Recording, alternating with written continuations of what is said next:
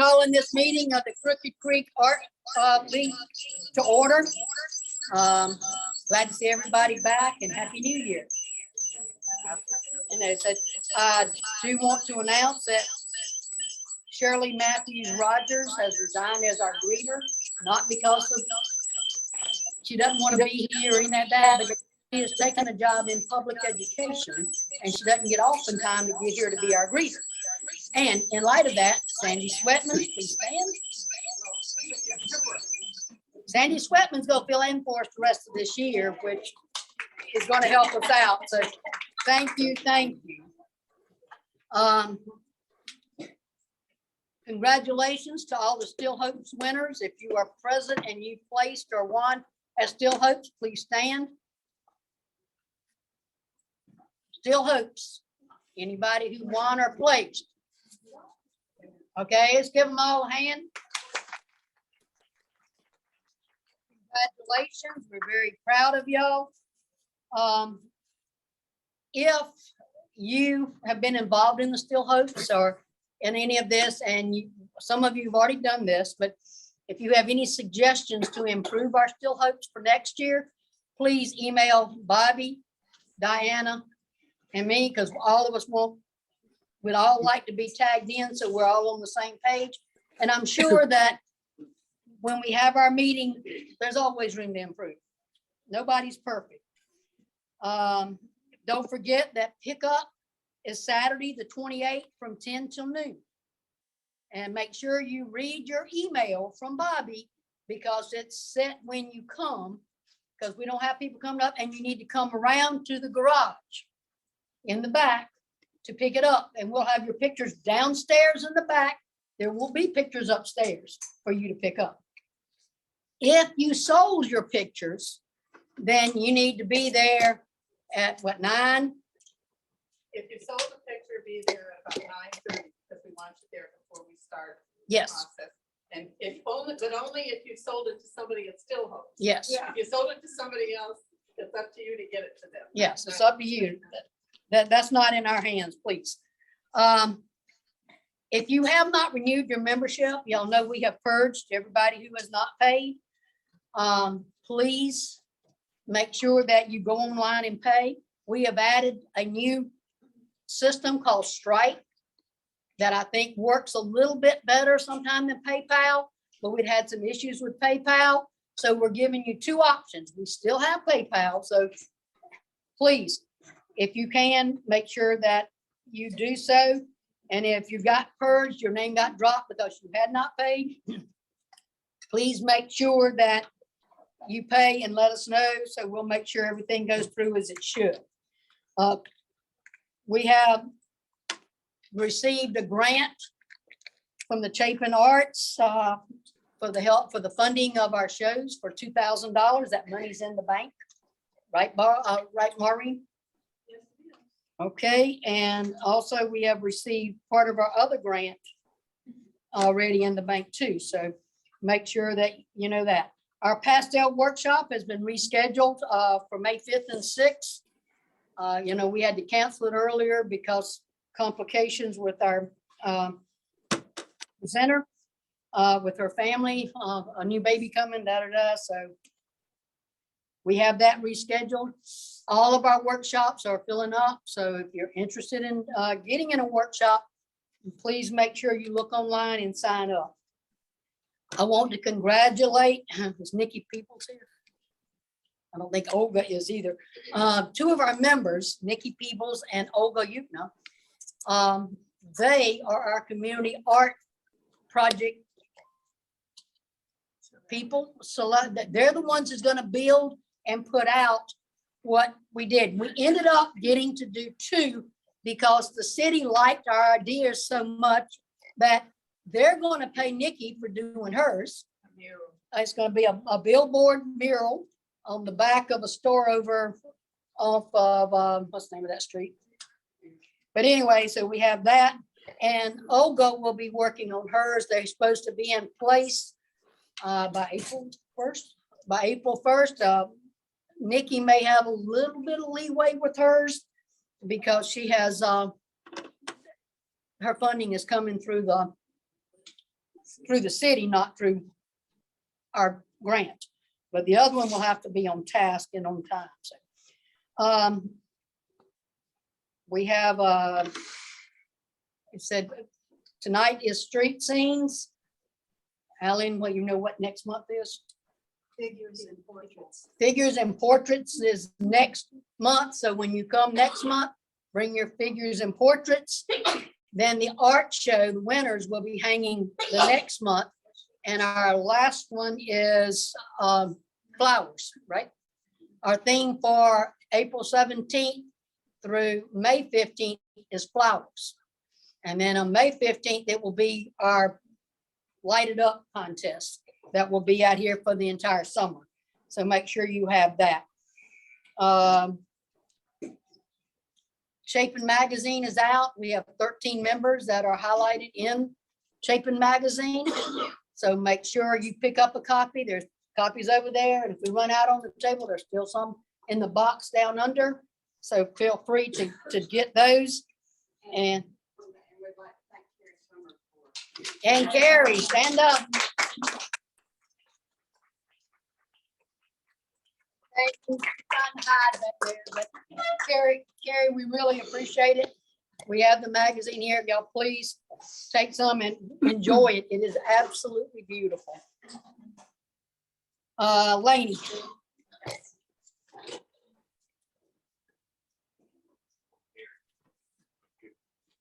I hope all of you have heard from me. My name's Lainey McWilliams, and I'm the co-chair for the juried show that's coming up in March. For those of you that are new, this is a big juried show that our league puts on every year. So we have the 2023 one coming up. There's some postcards, invitations that you can pick up that are on the table back here next to the magazines. And you can invite your friends and neighbors and colleagues to come to the juried show reception, which is March 24th.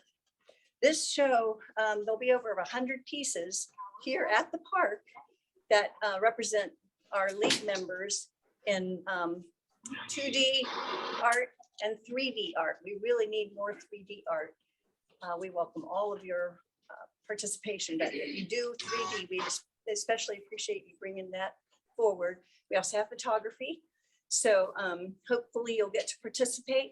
There's a prospectus online. If you're not familiar yet with the Crooked Creek Art League website, that has so much rich information for you. And if you're new, then go to the website and see what all the league has to offer. And you can find the juried show listed in there under events. And if you click on prospectus, it will tell you all about what's required to be in that show. You have to come to several of the meetings. So you've had to be a member, what we call a member in good standing, for some time before you can participate. But it has all of that in prospectus: size, how long it's been before you have to have a fresh painting within 2 years, I think, but all that's on the website. It takes a lot of volunteers to be able to get this show going. And we have sign-up sheets on that table over there where the postcards are. And the signups have to do with bringing food to the reception. We have a really, really nice reception planned. We'll have some catered things, and we'll also have lots of food that's brought by our people. So sign up for the food. We also need volunteers to help set up and tear down for that meeting. We need a kitchen co-chair, somebody that will take over the whole kitchen for the night for the reception. We need a co-chair for the rooms just to help decorate for that night. So all of that, again, is on that table. We need your help in volunteering for that. It's really fun to participate. If you're new to the league and you want to learn and get to know people, then participate in some of these things, and you'll get to know what a great league it is. It really is good. If you have questions afterwards, what is a jury show? What does it mean? You can find me and I'll try and answer your questions. Again, a lot of that's on the website, and you'll be able to find out a ton of what you need to know. But thanks. I'm looking forward to seeing what all you guys bring in. It's going to be great.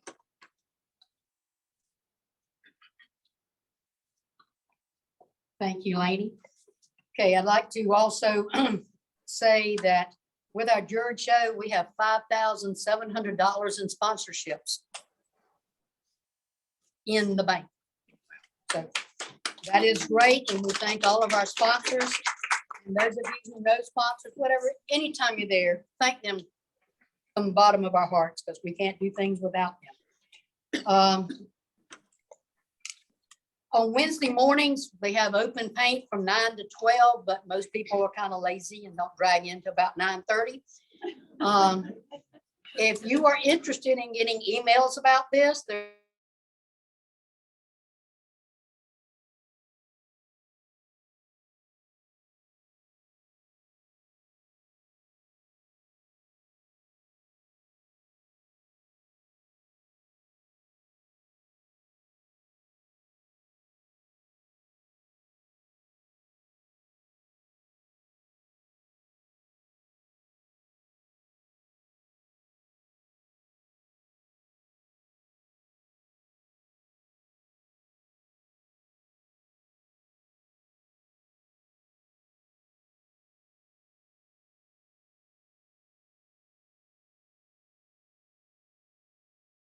make sure you sign up. And in light of that, no further ado, I want to go ahead and turn this over to our Vice President, Ms. Deb Kelly, our wonderful Vice President. And I'm going to allow her to fill you in on the rest, and I'll talk with you later.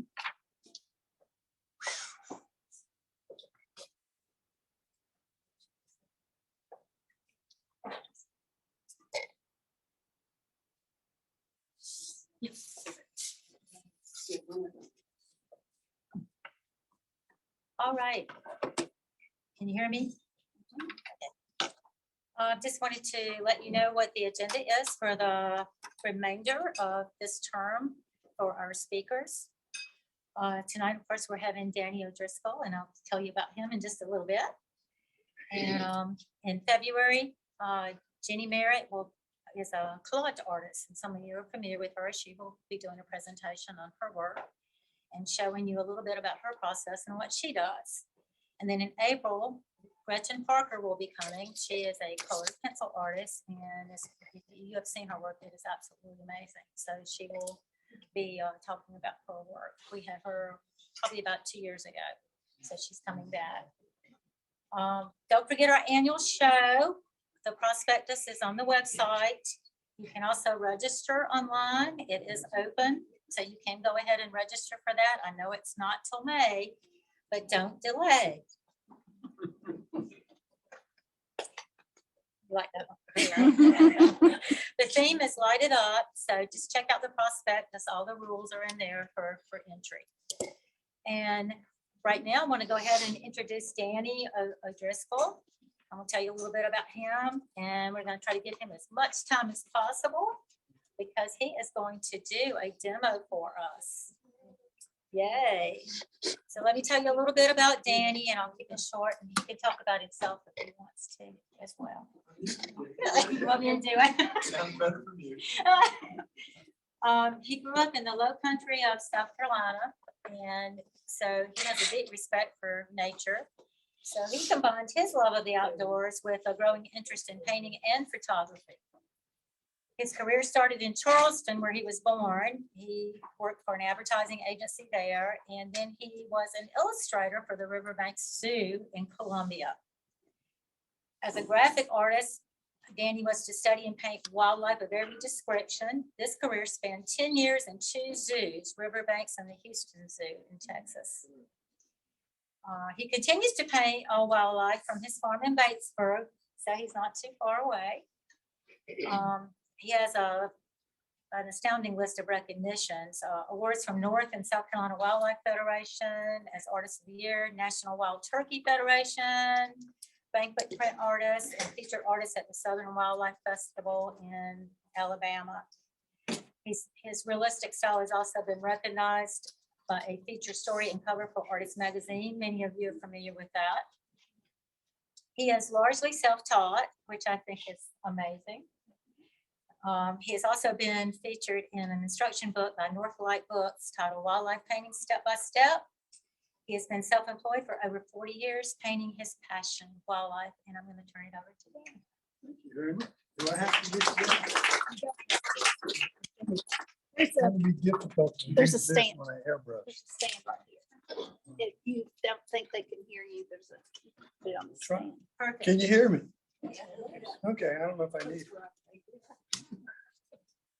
There you go. Well, No fault. Yeah. Well, thank you for inviting me here. She gave you a pretty good synopsis of my life, but I'm going to try to give you 50 years in 1 hour. All right. It's going to be difficult, but I'm going to try. Get to PowerPoint. I did grow up in Charleston, South Carolina. Born and raised there, went to college for about 2 years, found out there was no art there, so I left. And I came up to Columbia when I was 20 years old, and I got a job at Riverbanks Zoo. And it wasn't just thrown at me, but it was almost by chance, okay? I was working for the Vital Records. I was posting books and putting books back and things like that. And the zoo director or art director came in and his wife introduced me, and that started it.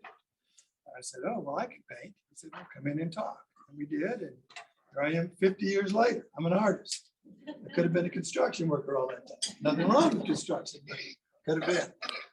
But working for Riverbanks Zoo was so eye-opening because I love nature. I mean, I grew up in Charleston. I was a surfer at Valley Beach. And I grew up at the beach, was outside every day, that kind of stuff. I loved it. So when you go to the zoo, you can paint animals. I can't believe that. That's amazing.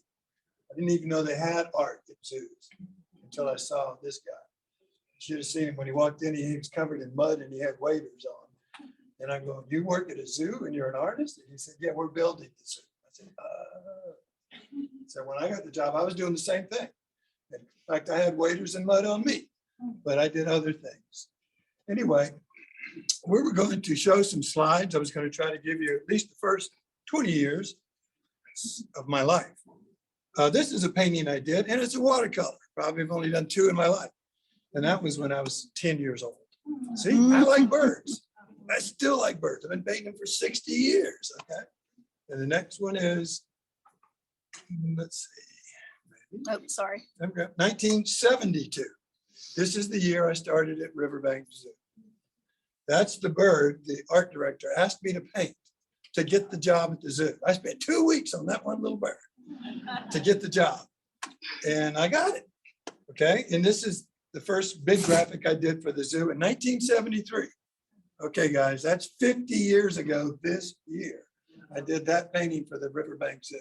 It's hard to believe it's been open 50 years. 50 years, yep. This is 74, colored pencils.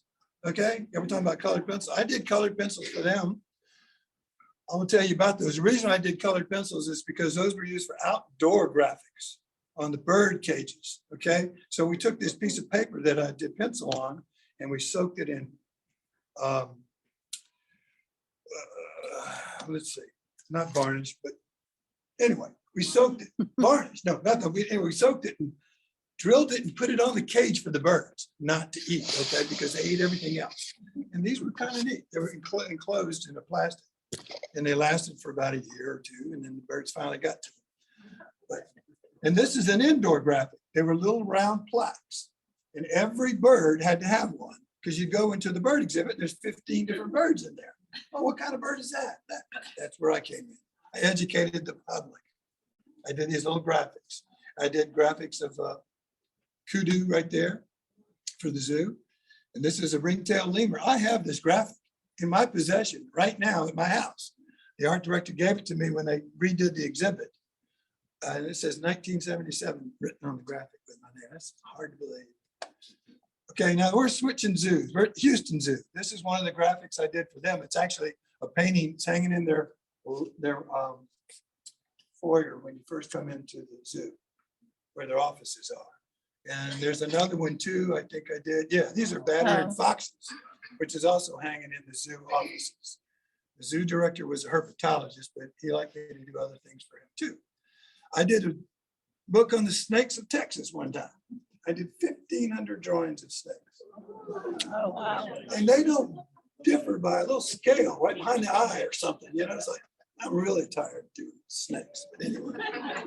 All right, that was 1980. And that should be just about it. That's right there. it. Oh, Okay. That in 82, I got married and my wife and I left Houston, Texas and came back to South Carolina. because Houston didn't like wildlife for some reason. You know, I tried to sell my paintings there, couldn't do it. Got back here and I tripled my price and I sold everything. What's wrong with Houston? I don't know. But we came back here and we really liked the Batesburg area. I did not want to be Columbia. I'm sorry if anybody's from Columbia, but I wanted to be out in the country. And I got a farm in the country and birds come to me. I love it. I've been painting out there for 36 years in my studio. In 1982, I started doing art festivals. That's how I make my living. I still do to this day. I do art festivals all over the country. In fact, in March, I'll be in Florida 2 or 3 times. But anyway, I do about 30 shows a year. I travel around the country and come back and put the money in the bank and start again. I'm not rich, but I love what I do, okay? I'm going to encourage you. If you like art, don't try to be rich at it, okay? Because it's not going to happen. It's just, you're one of, it's like a basketball player. You get 50 million basketball players, one guy makes it rich, okay? But art, if you love it, you'll do it. I'll do it if I didn't have it as a job, okay? 50 years I've been doing it, and I love it. And what I do with my paintings is I use an airbrush first, and that's only for the backgrounds. This is one I just finished. I don't know if you guys follow me on Facebook, but I put this up there. And this, only the backgrounds are airbrushed, nothing else. The birds are not, foliage is not. Okay, I do want to back up and say one other thing. This is cool. This is from Charleston. This is the only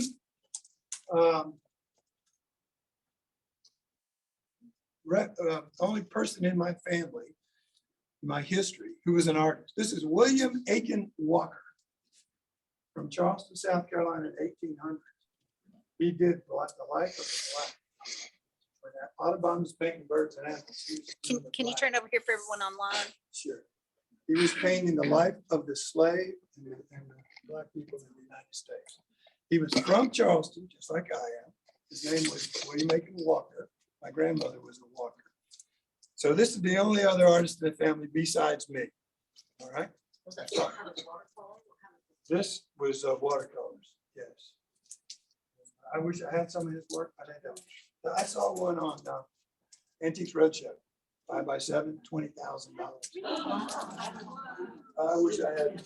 Some guy came and bought them all. My grandmother had several, but she sold them all before I grew up. I wish I had. Anyway, I also do dog portraits. I got pictures on the back of this one.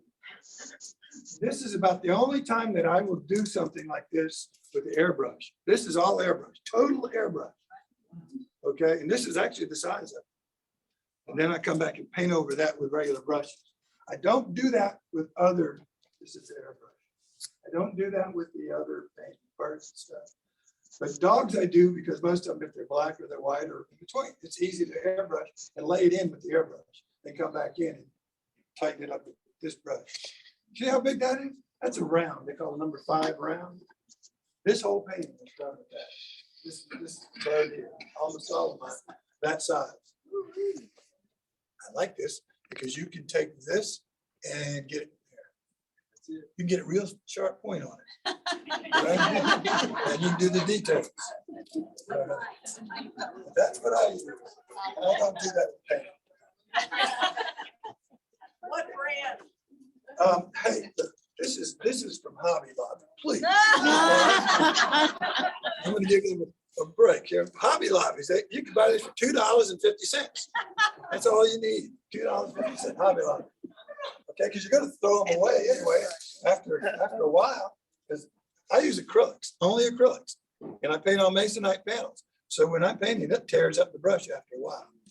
But believe me, I use it till it's really falling apart. Always do. Anyway, another funny story is when I was in Columbia, I used to take a lot of photos out of focus so I could paint from them, because I paint the backgrounds out of focus. As you see, they're out of focus. Here's something like out of focus. It's like just a pond with some leaves in the water. Well, water lilies. I would go and send my slides to be developed, and they'd send back, no, they were all out of focus. We didn't develop them." I went round and round with that for a while. I like to do just colors.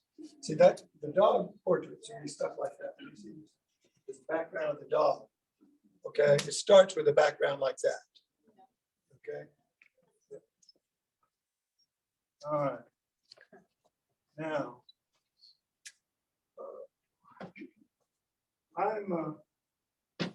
this is, y'all might not be able to see it down here on the floor, but this is one I'm working on. I've taken it to about 3 shows. It's about everybody says, "Oh, you ought to leave it like that." I know what it's gonna look like when it's finished, so I don't want to leave it like that. Okay. Anyway, you can see how I lay it in with the black acrylic paint. That's all I'm doing is laying it in, giving me my shapes and some lights and darks, and then I come back and do the white and color over that. Every painting that I've ever done is done like that. I paint everything in black and white first, because I never could paint before I got the job at the zoo. I could draw in black and white, but I couldn't paint. So I taught myself. She mentioned that I am self-employed, self-taught. and self-employed.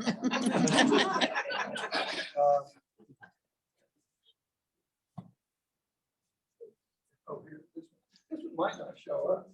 But look at the difference in these two. I'll show you all in a second. These 2 birds are in color, but I did the whole bird in black and white first. I mean, it looked like a black and white photograph by the time I got through. Okay. These birds are painted buntings, by the way. They do come here. They're at my house. Every year they come back to my house. Is your background there? This is airbrush background, and then I sketch and paint right over that birds in black and white and in color. That's what this bird, the egret's going to be, washes with black and white in color. What's that?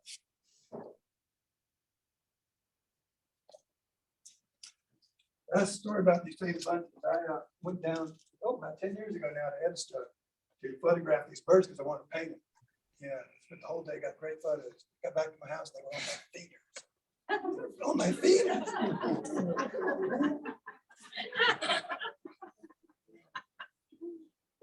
People say, "Oh, you copy a photograph." Okay, no. There is the stump that I'm painting in that egret. Okay. I took this one probably 10 years ago. I just don't know when I'd use it, but okay. And here is an egret that I took down in Florida, up close. Oh, sorry, egret up close. This is the head that I'm working on that painting. Okay.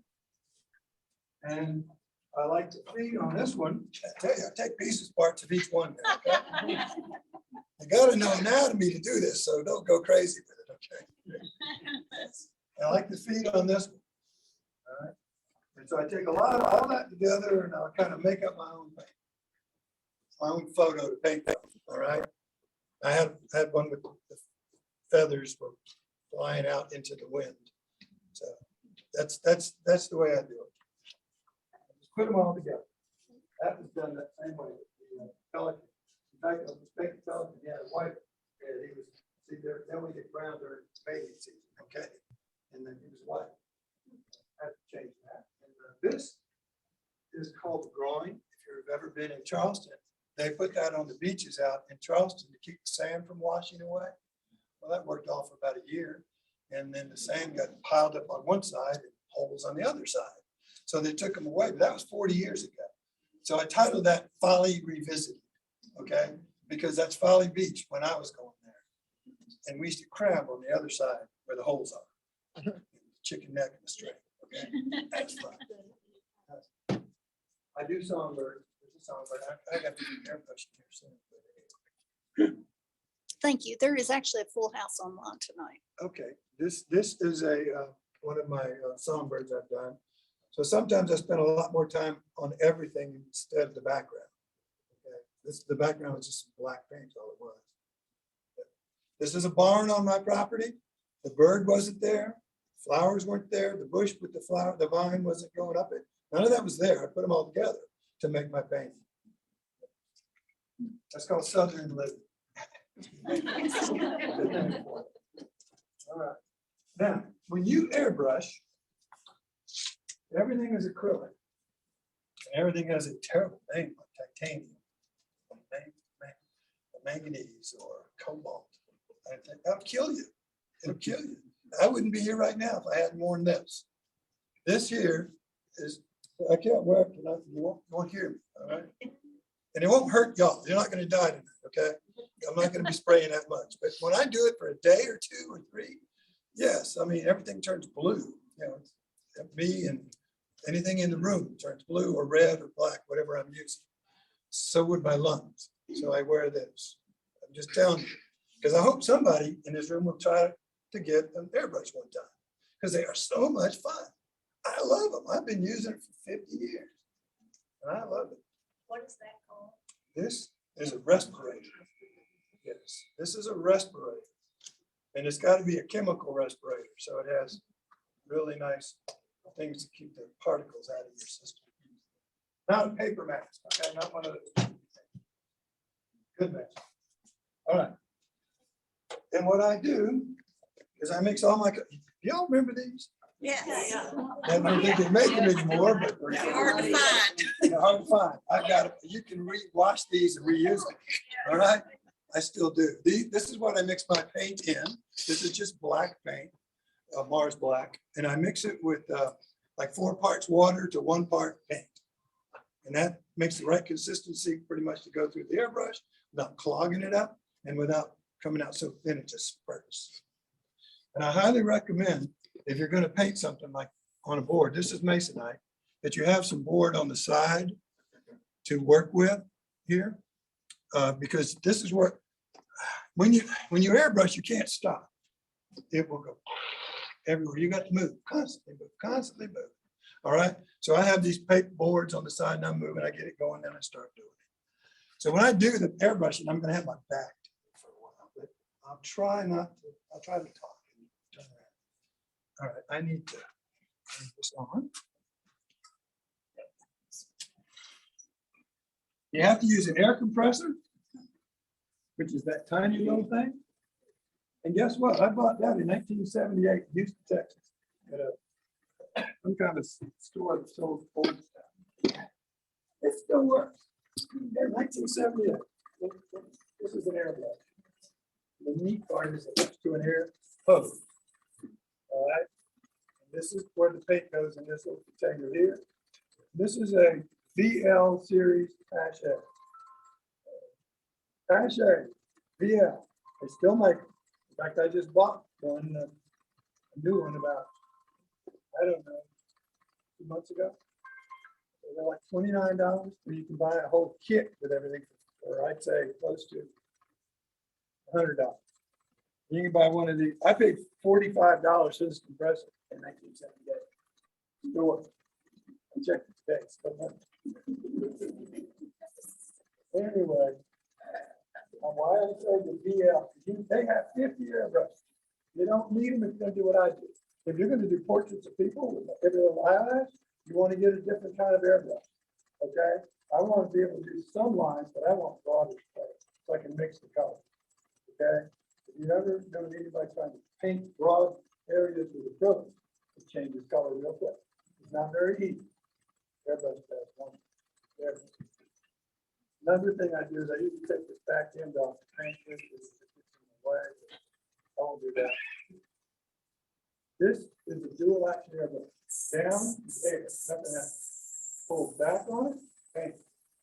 Go back a little bit, do the paint. Why? Okay. So after hours of that, my hand is like this.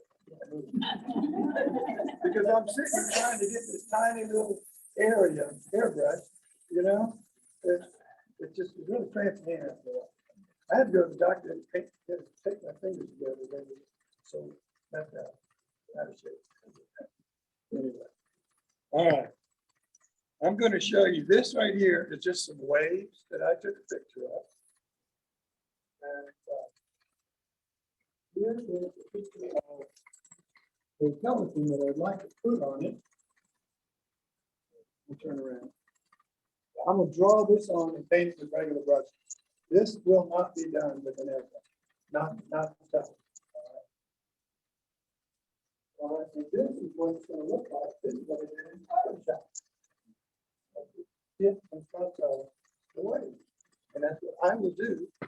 When I come back, I'll sketch it over and paint it sharp as this. These are all my photos, by the way. Okay, all of them. That's all part of my job is getting started. Really.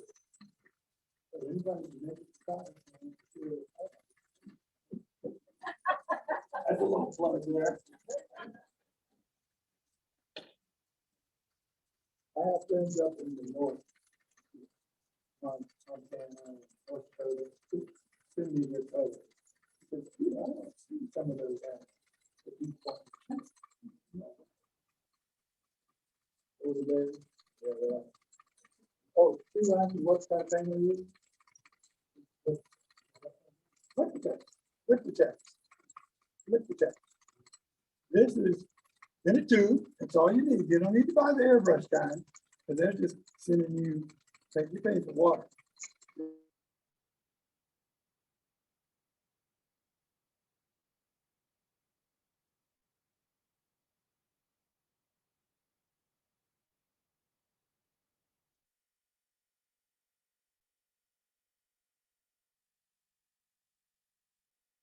Uh, Pre-mix this thing with water.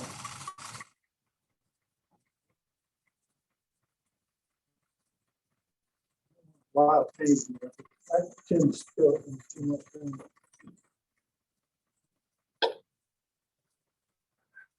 Already spilled it. Okay. I have plastic down on the floor, so I'm not gonna mess up your foot at all. All right. Let me show you what I'm talking about with the airbrush. I'll move out of the way in a second.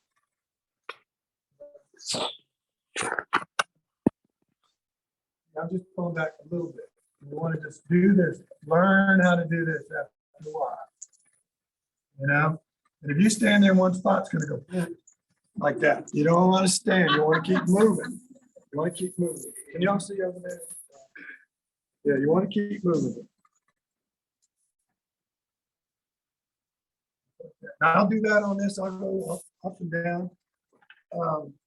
You see the waves here, the white, we're crested wave. I'm not going to paint that. The board will be that. I'll be using negative space. Okay, I'm going to paint everything around that white, and the white will show up. And that's how I do it. I do it with the waves, whatever I'm painting. Doesn't matter. I've got some other things over there.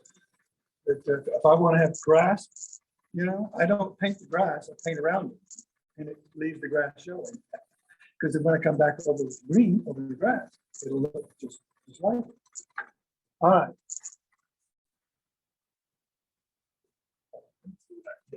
First, I try to get a horizon line, and my horizon line is going to be a little lower than that. It's not going to be right there in the middle. Some kind of layer. Y'all already know all that from drawing. You're not supposed to spread it in half when you do a painting. Y'all know that. So I need to go through Art 101 for you too.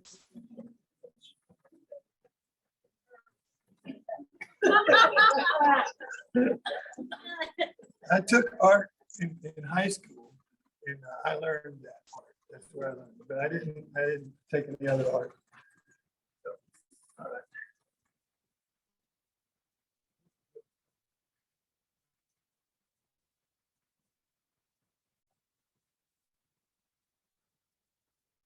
And you lay it, you build it up is what you do. You just build it up.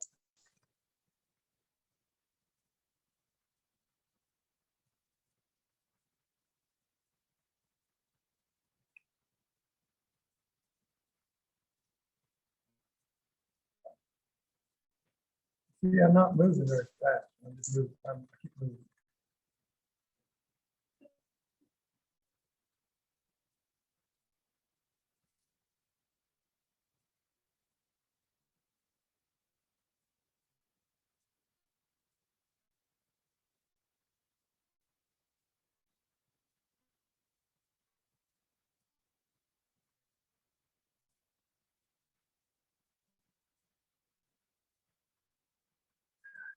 hardest thing for me to do when I'm teaching or talking is I don't do this when I paint. How many of y'all paint and talk at the same time? Not many. It's kind of hard to remember. Oh yeah, Dan, you're supposed to be talking to people. Oh, okay. Doesn't happen.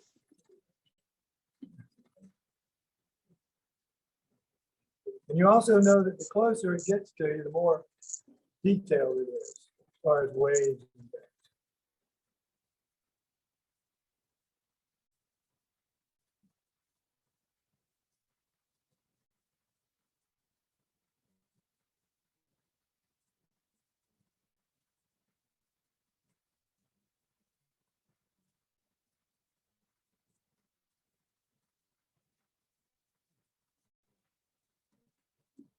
Oh, they're having a party. We want to invite.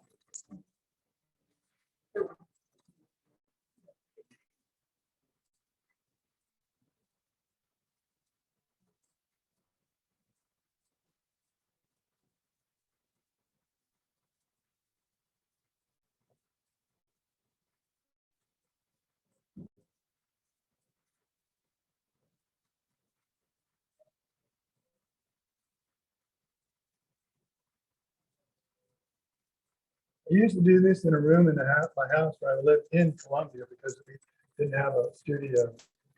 I found out real soon that you didn't want to do it with anything else. We had China and had shells and everything. It was terrible.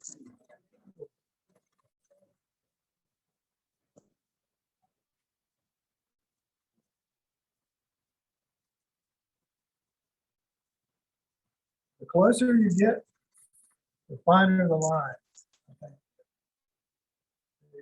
You can do fine lines. Okay.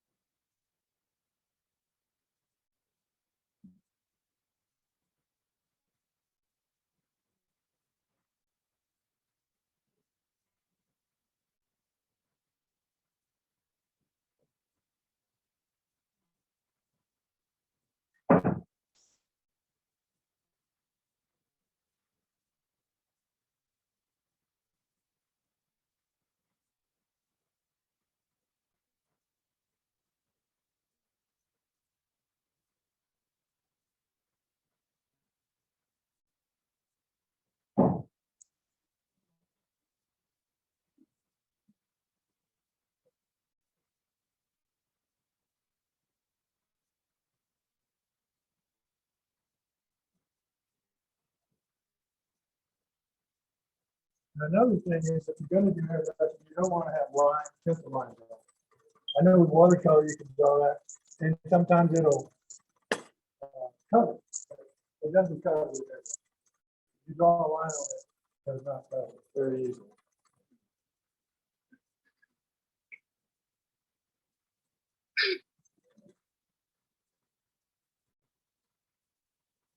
This board, you can buy these kind of boards from Dick Blick or any other art place. And I like them. They're already prepared. They're easy to work with, and they're slick, real slick. I like that. What's cool about using an airbrush is that once you do paint on it, it takes that slickness and gives it a tooth. So when you paint on it, the paint sticks. If I tried to paint on that, the water gets down acrylic, so beat up. What's it gonna do? So this gives it a little bit of tooth, and also actually gives it a little bit of sandpaper. So that's why it was the brush has to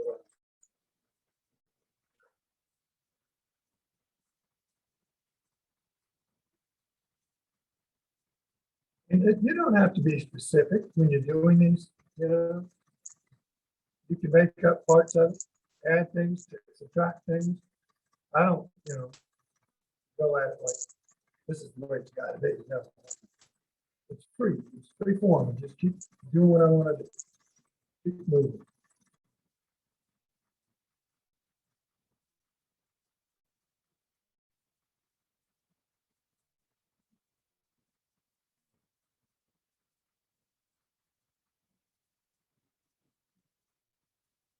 And when I come back over, I will do pretty much primary colors. I use ultramarine blue, I use hooker's green, I might use yellow ochre or some kind of yellow when I'm doing this airbrush. That's the color parts. I use pretty much primary colors, okay? Because when you put blue over black and white, you got 3 colors of blue all of a sudden. You got blue, blue gray, and white. I mean, and dark blue with the black, which is kind of neat how that works out that way. And I just kind of fell into that years ago and learned it. I like it. You'll see I keep going back to certain areas because I want to build it up the black. I don't want to do the black to begin with. I want to keep building it up. Can y'all hear me? Okay, good. See what I'm talking about? How you use the negative space.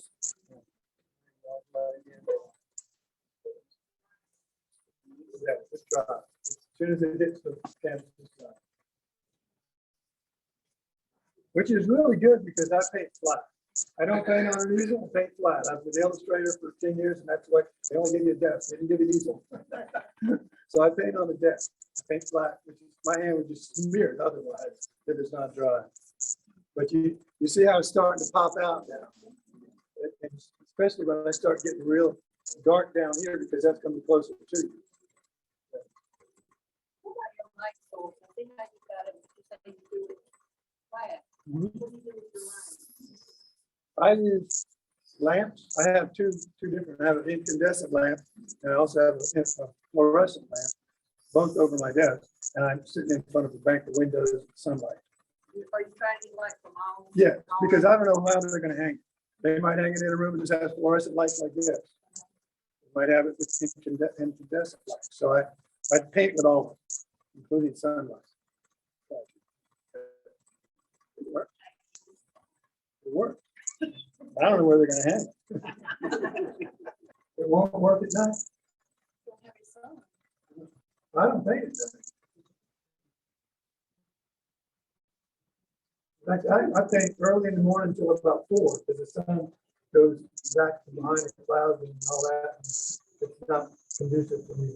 The backgrounds will usually take a good 4 hours to do one, probably this side, to get it right. You can do it faster, but I don't like it. I like to get working.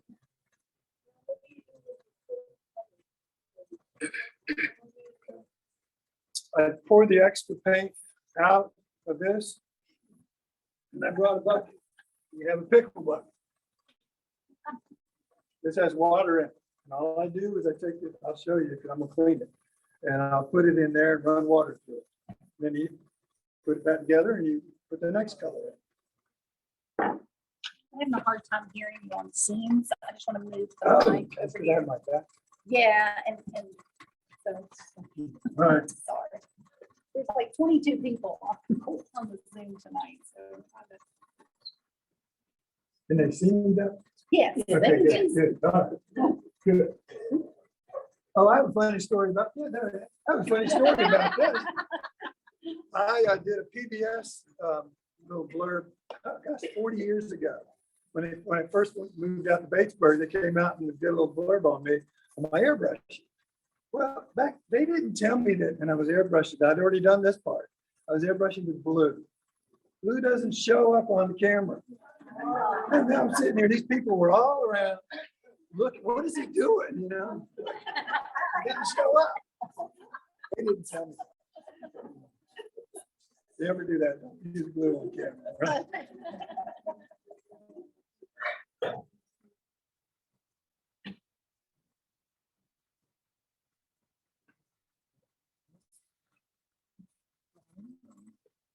All right, so as you can see, I'm trying to, again, get a little more darker down in the front because that shadows, it gets less and less dark as your vision goes in the background. It gets more and more out of focus, which is kind of interesting. Your eyes do the same thing. People go, why do you paint it out of focus? As in, because your eyes do that. I can only focus on one thing at a time. This, back there, but not both. My eyes focus out of everything if I look there. And it's just natural. So that's why I do it. And you should, it's been a long road for 40 years doing this. It really has. Is that a photograph? No, it's not a photograph. It's a painting. Okay? I just paint out of focus. I do it on, on purpose. And they just, some people can't see. You know who Robert Bateman is? One of my favorite artists. I got a chance to talk to him in 1983 and show him my work. He loved my birds, wasn't too keen on my backgrounds because he paints it all in. Okay? But he paints it looking out of focus sometimes. So what can I say? I just do it with an airbrush. But it was kind of, he was my hero. And he said he liked my birds. There's nothing better than that right there. All right. Let's see if I can try to do some more of this so I can maybe do a color.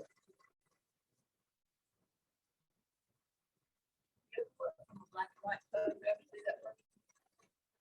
Yeah, you can do that. I have done that. Black and white photographs work to show you the values, lights and darks. But I've been doing it so long, it doesn't matter to me. I can see lights and darks in a color photo. Yeah, but I haven't gone. In fact, I was going to do that in black and white. A photo of it, bring it tonight to show you. You can do that. Just print it in black and white, which works. But I don't really need it. I just need lights and darks. That's all I need.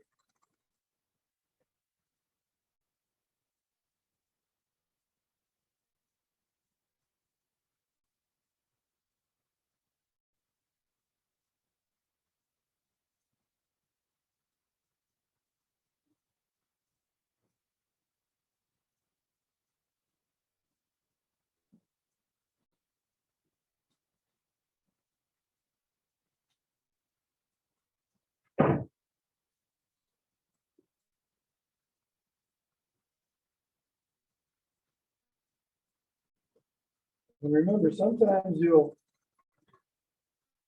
stop working on you. One of the good things you can do is take this part a little bit. I'm just taking this tip off because it dries. The paint dries on the tip almost immediately. And after a while, it'll build up so you won't get a fine spray. So you have to be careful though, because this is a pointy instrument. And you can break the point or bend the point, and then the paint will go like that or that. It won't go straight. I have done that, and I've used it crooked because I knew where it was going to go. But you shouldn't want to have to do that.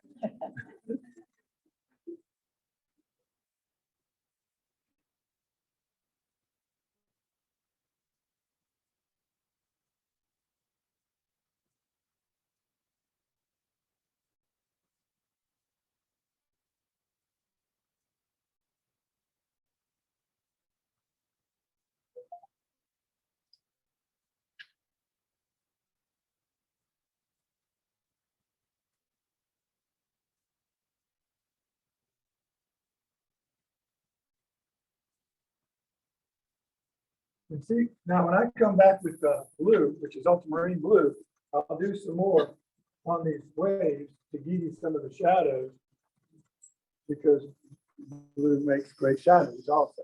All right. I don't have to do all that in black.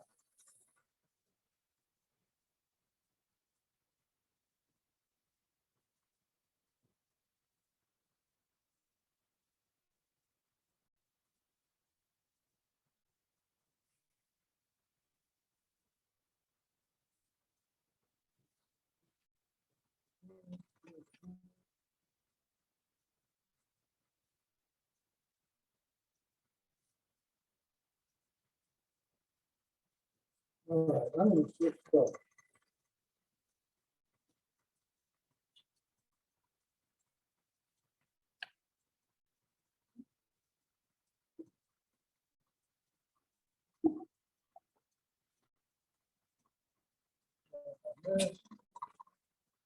You know what?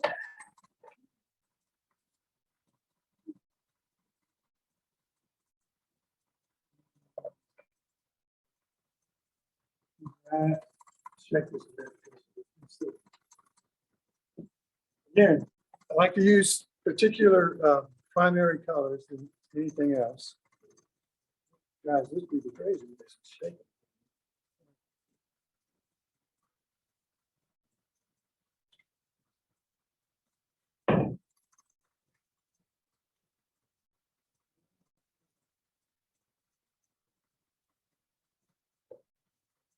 clean my brush. Why I like to keep this back end off, because I'm constantly sticking it in the water. This just gets in the way. You don't need it. When I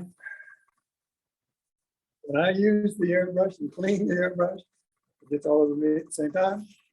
I loosen this, and all this does is it takes the needle out. Got paint on it. Now this will fall out if you're not careful. This is the trigger. You take the needle out and you stick it in the water and you cover up this end, that end, and that end. Let water run through all of it. Believe me, this is 40 years old. This is one of my older. Okay, I got new ones just in case. It's not. Oh, man.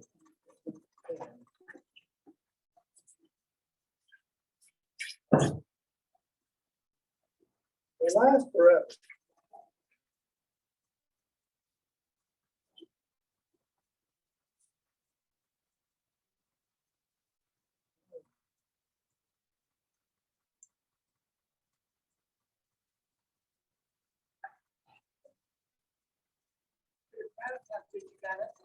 Huh? Yeah. What? How easy you stood up, I'm real proud of that. That's just water. That's the highlight of the whole night, right there. Is that it?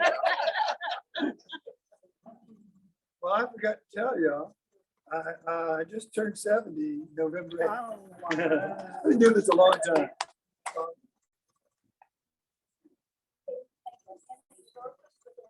You can do t-shirts, you can do anything. Yep.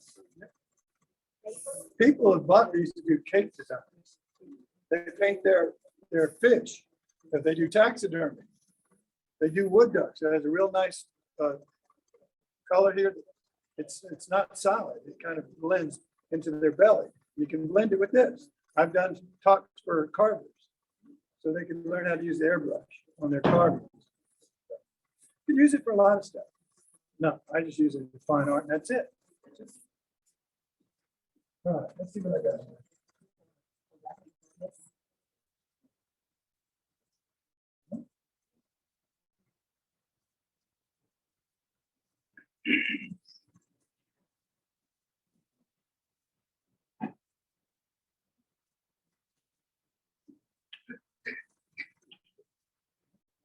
Okay.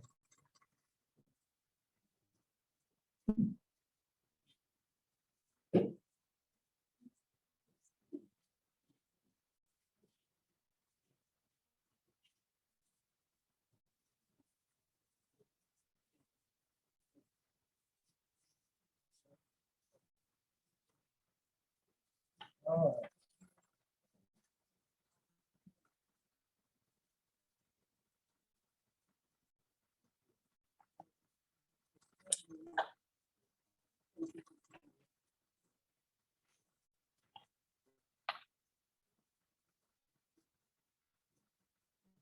Another thing I do is I add some water to it sometimes if it looks like it's coagulated or sitting around too long. And just stir it.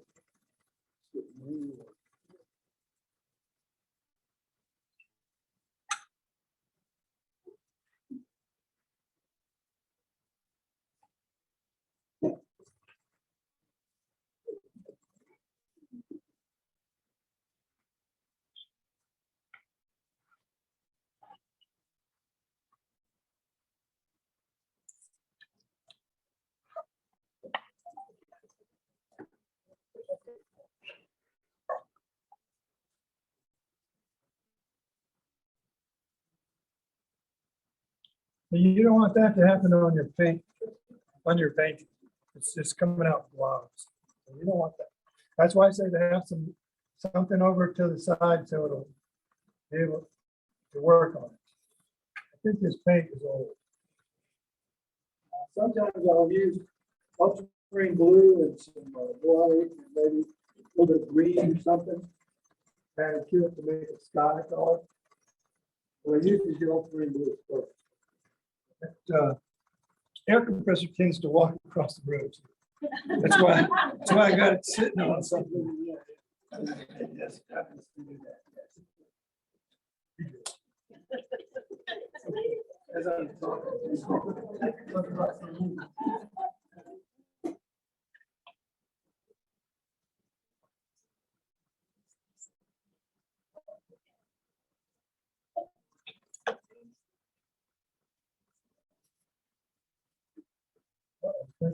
Check.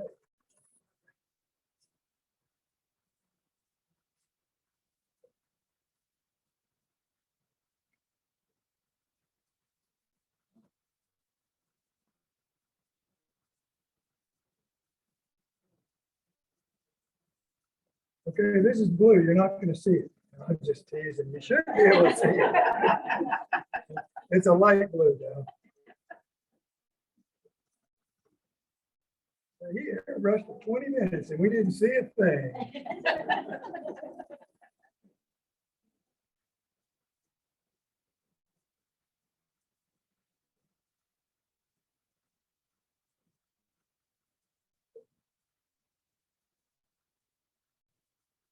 I'm trying to show you that you do the blue over the airbrush and you get a light and a dark color out of it.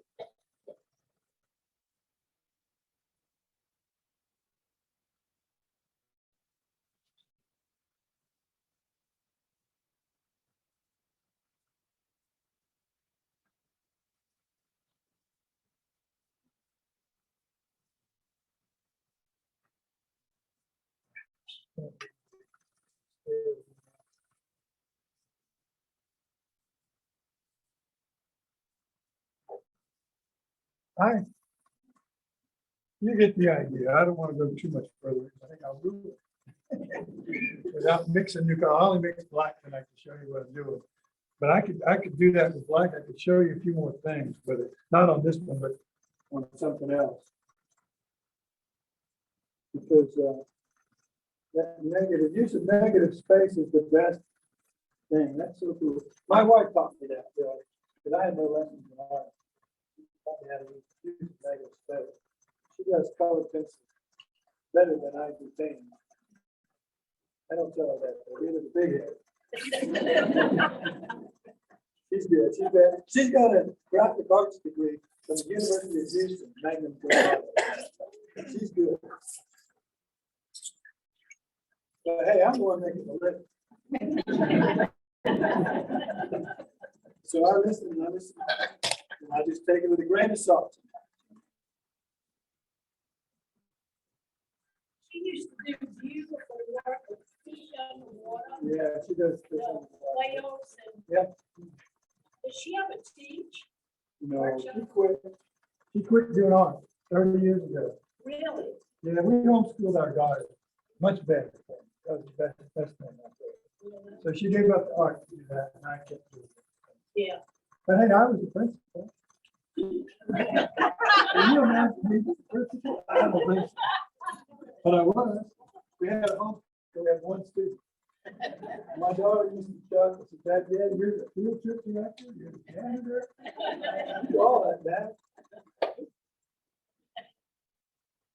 But I highly recommend it. If you can homeschool, I highly recommend it. She's a good kid. She's 35 now. She was doing art shows about 7 years ago. She does photography. She can draw, she can paint, but my daughter likes to do photography.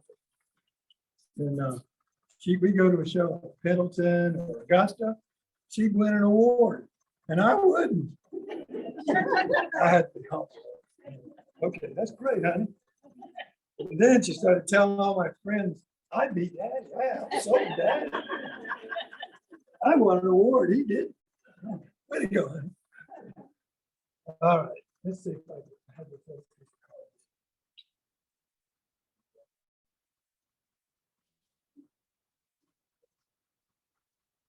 Just for this purpose.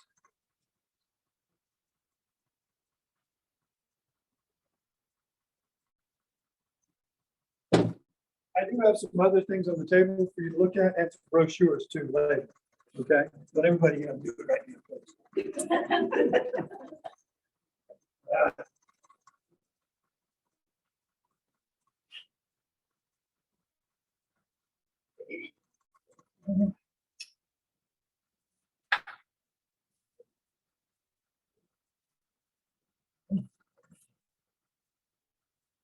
Like I was talking to you earlier, I said about doing grass and things like that. You can do reeds of grass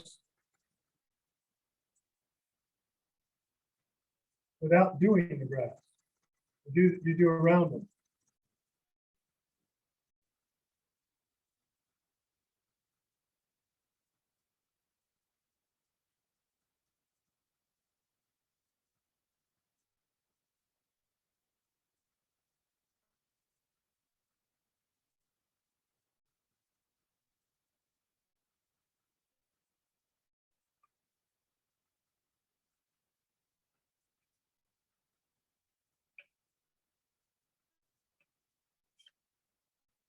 You can get them overlapping each other.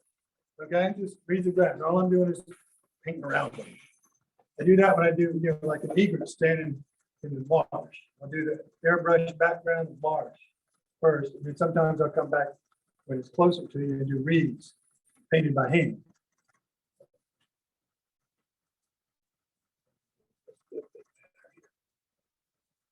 Then you can go back further with the horizon line and do bushes. That. Trees and behind that. And the whole time you're just sitting there leaving different levels.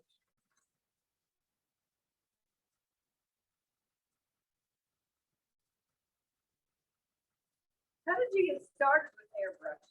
The zoo, Riverbanks Zoo said, Danny, we want you to paint this in 2 weeks. Because the last guy that they hired a guy, it took him 2 months to do a painting. So I said, well, how about if I take the airbrush and do dark to light and put copy on the light and put picture on the dark. So it was not done. I didn't do any of this stuff. I just did light to dark, dark to light, airbrush the background of the board, and then to make things pop out. Because we did the copy. This is before computers, folks. Okay, we didn't have computers. We had to do letter guides to do every word on these graphics. And I mean, I did the words, copy, paragraphs. It took me days. We'd sketch them on there and we'd fill them in. The letters, one after another. They had to be straight. But they get mad. It was a learning experience. I enjoyed it.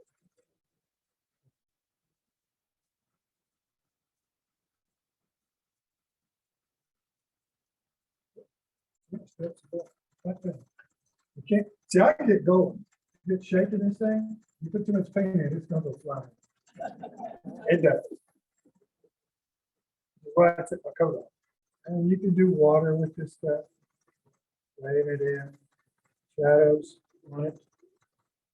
You see what I had done here? I had done the grass. I know I'm not but I did the grass. And I put a water line also, so you could have this is gonna be a lake, be the side of the lake. And I put trees in the background. And what you do is you keep building this up and building it up, making the foreground darker and the background lighter, but you keep building it up. And it takes a while. I just laid it in right here, just to show you what you can do with it, okay? Y'all know what Avery labels are? Yeah. For sale on this stuff. You can get little round Avery labels. Stick it on there and spray paint around it, and then you take it off. And you got a sun in the middle of it. All right. Take Crescent Moon. South Carolina. I'm just saying there's all kinds of things you can figure out how to make block the paint. I don't usually do that. People say, oh, do you mask out the bird? No, the bird goes over everything. Because this bird I want to look lifelike, because the bird will have colors from the background, the sky, the water on that bird. So when you paint on top of all those colors, I don't leave a white area for the bird. I paint the bird right over the background, and it makes it more realistic. That's a little trick of the trade there. $5. No, that's something I learned over the years, because I tried blocking it out and it looked like I pasted the bird down on the painting. Like, that doesn't look right. So I learned how to just paint right over it. That's why I painted black and white, and that's why I lay it in like that, and it works. A long process, though, very long. I do a little small painting, it takes 3 days. That's if I got the background done, 3 days for a little 8 by 10.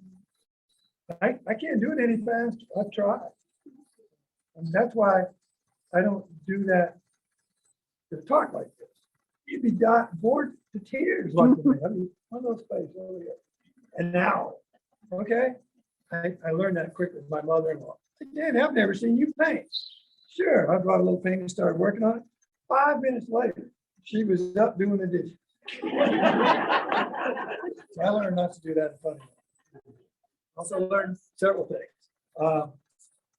I really love to talk about art. I like to talk about politics.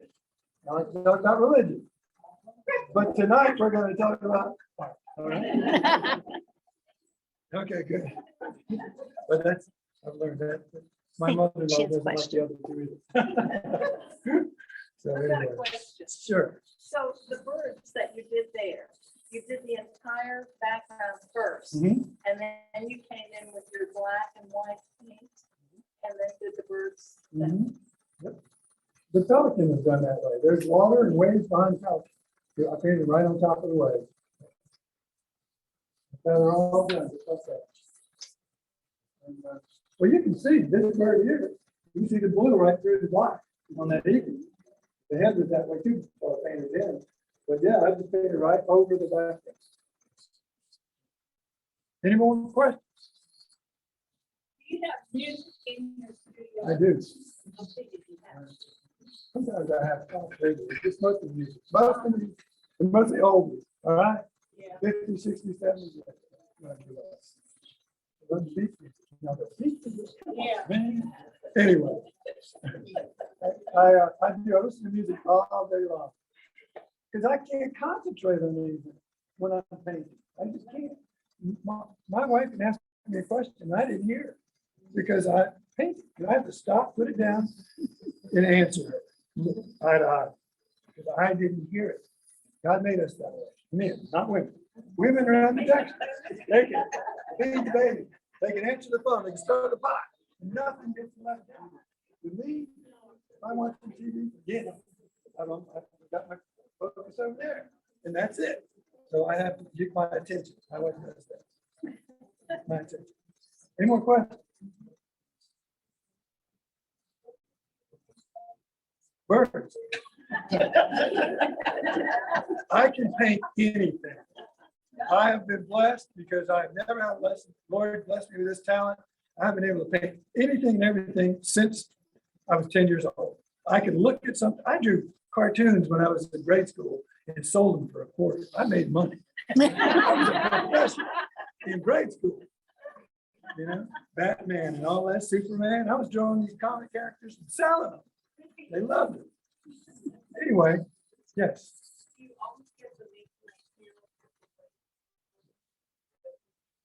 Yes, yes. It's a gesso piece of mason, yeah. They're gessoed masonites and sanded down, and it's fantastic consistency to paint on. It really is. I do not. I have got some that is, the one of the Pelican with my board I bought, which is it's a lot cheaper if you're a weather to buy a board, $18 for about 8 feet. You cut it up, but then you got to coat it with gesso, and it's like 6 coats of gesso, very thin, sand it down, 6 more, sand it down. So it takes a while. You're gonna make 4 by 8 sheets, then you can cut it up. All right. It's a lot cheaper to do it that way, but hey, that was when I had a lot of time. I'm getting old now. I gotta hurry. Gotta get this out of my head. That right there, that painting with that Pelican, that's 45 years to get that out of my head. I took that photograph of that drawing down in Charleston 45 years ago. And then they took those, they're gone now. They don't have those at the beach anymore because they didn't work. They were there to stop the sand from eroding. They never did work.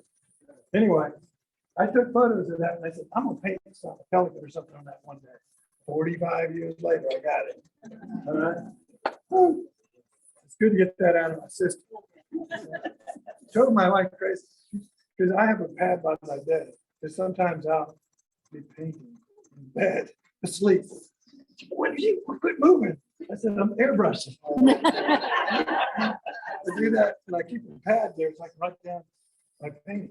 But you know, when you airbrush at night, when you paint at night, it's finished when you get up. So you know what it's gonna look like the next morning. It's cool. Try so crazy. Anything else? You said you got your poets complete. Yes. It's either Dick Flick or Jerry's Art of Rhyme. Either one. Yep. They call them ampersand, is what they're called. Yes. They're masonite. They'll last forever. I have a graphic that's 45 years old in my house from the zoo that I did 45 years ago. And it was outside in a graphic box, in the weather, in the sun, every day. And it looks like it's brand new. Look at it. But they're big. They're like 2 by 4 feet. Was it any kind of finish? I do. There, Krylon makes a real good acrylic spray fixative for acrylics, okay? You get it for oils, you get it for pastels, but there's a good spray fixative from Krylon. It works. And what it does, because if you know anything about black and white, it's flat. Because that one there is not sprayed yet, that Belgium. When I spray it, the black and whites are all going to come out the same consistency, same hue. It's going to look a lot better. I just didn't spray it yet because I'm still touching things up on it. It was great. It's a gloss.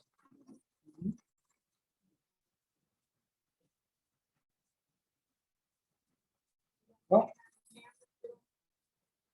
not anymore. I did when I was a lot younger, but I don't like the weed. I'm trying to paint a palm frond. No, it's gonna go all the time. Not like, okay. I mean, if you paint not realistic, or you paint surrealistic or impressionistic, it's great, but not for me. I want to do the details, tiny details. I want to show you what that bird or animal is going to look like. Actually, I'm not painting a bird at home right now. I'm painting a cougar. So yeah, I paint anything. I actually got an elk at home too. It's like 4 by 6 feet, standing in the snow, but I haven't painted it. So, that's another one that's been on my mind for a year and a half. It's been sitting there. I got to finish it. Any more?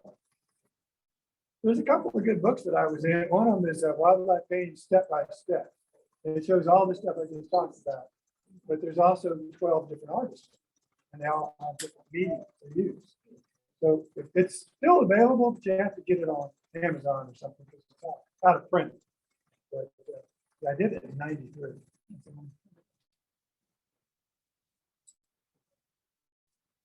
Have you ever heard of Wildlife Artist Magazine? Yeah. I have never to this day met anybody that's been on the cover of the Artist Magazine, except for me. I go to shows all over the country and I look, and I have not seen, and where they got one every month, 12 a year.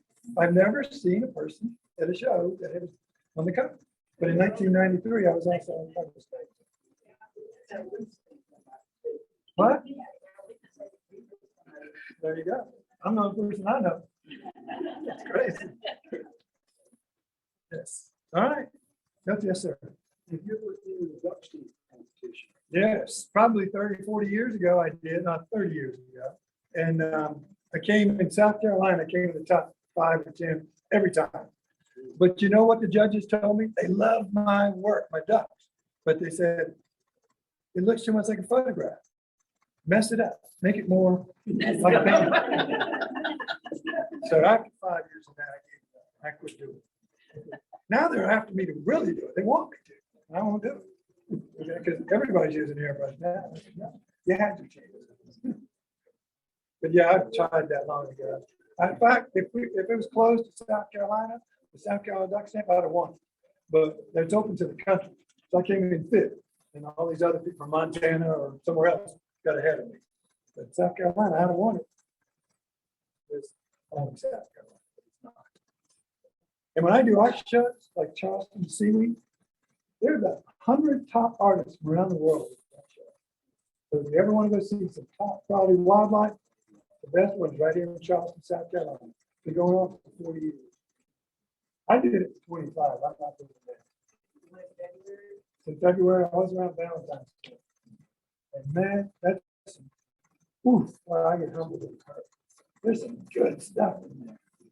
20, 30, 40, 50,000. You have to buy mine for 2,000, 3,000. Yeah. Hey, I'm happy. I get 100%. That's why I don't do that shit. They take 40% of everything I said. So I said, no way, I'm going to get 100%. I don't have to raise the price and cheat everybody else out there. I know what's there. Learn another trade secret. Yes. Can I help? Any more questions? I got to clean up here eventually. You're going to rush me out of here. Pardon? I do have prints. I have a website too. It's on my business card or my brochure.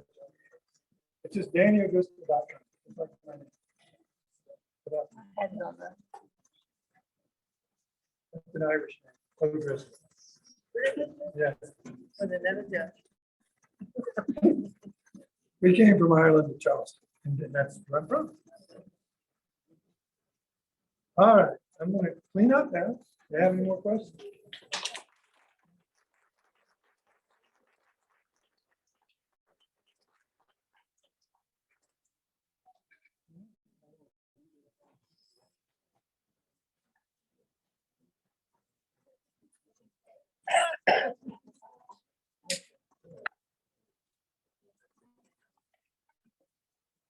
Thank you, Danny. That was awesome.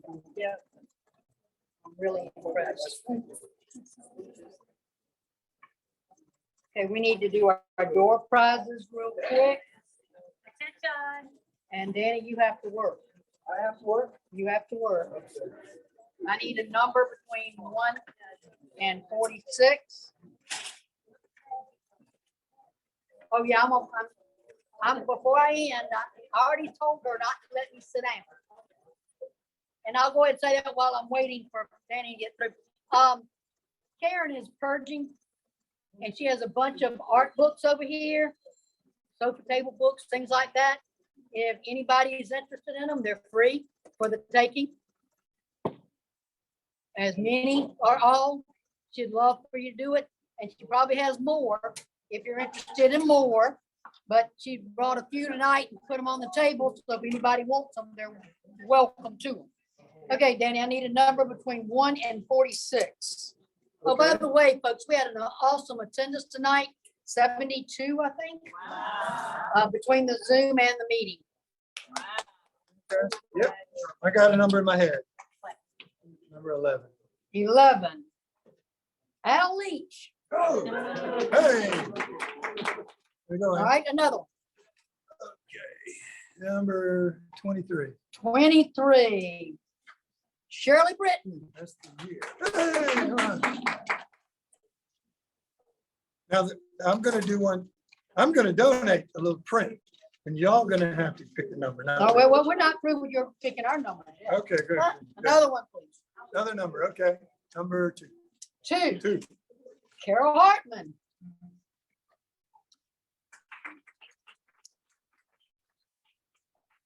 And one more here. All right. Number 45. 45. Elizabeth Knapp. Okay. Now I need one number between 1 and 24. Okay, let's do number 1.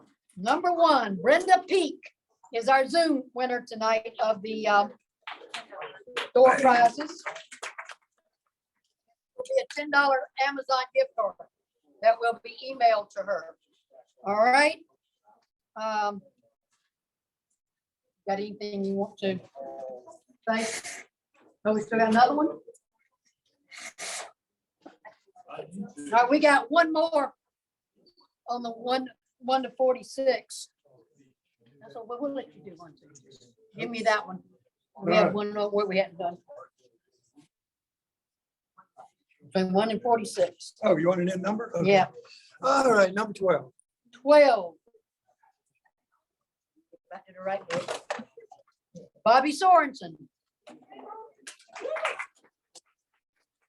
Okay, and now you said you will, Yeah. and I'm gonna let Debbie pick that number since she was That gracious. and cardinal found print it. that's right over there, if you just bring that over here, that cardinal on the end.